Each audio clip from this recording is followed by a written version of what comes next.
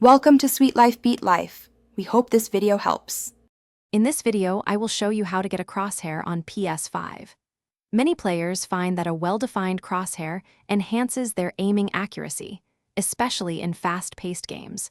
We will explore several straightforward approaches to help you achieve this. Whether you are looking for a subtle dot or a more prominent reticle, we have got you covered today.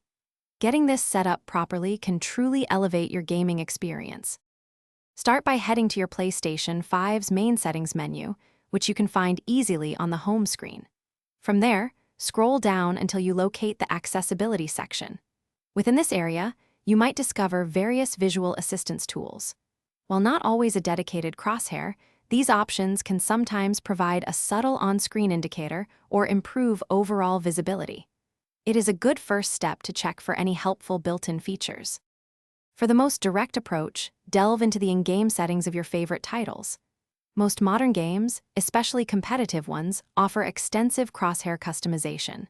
You will typically find these options within sections like HUD, Display, or Interface. Here, you can experiment with different colors, perhaps a vibrant green or pink, adjust the size to make it more prominent or discreet, and even alter its shape for optimal aiming. Did you know your gaming monitor or television might already have a crosshair built in? Many newer models come equipped with this handy feature. To find it, open your display's on-screen menu, typically by pressing buttons located on the monitor's bezel. Look for settings related to game mode or aim assist. These hardware overlays project a reticle directly onto your screen, working seamlessly with any game you launch. It is a very convenient, system-wide solution. Finally, some specialized third-party accessories are available that can help, such as those that project a physical crosshair onto your screen. However, it is absolutely crucial to exercise caution with any external tools. Always double-check your game's terms of service and the PlayStation Network guidelines to ensure full compliance.